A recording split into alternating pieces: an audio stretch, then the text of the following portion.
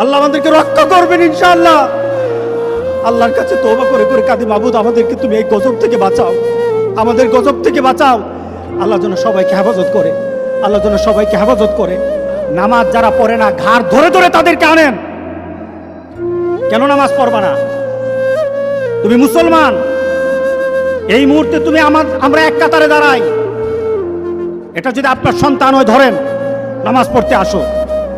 মুহাম্মদ সাল্লাল্লাহু আলাইহি সাল্লামের কথা কঠিন ছিল নামাজের ব্যাপারে।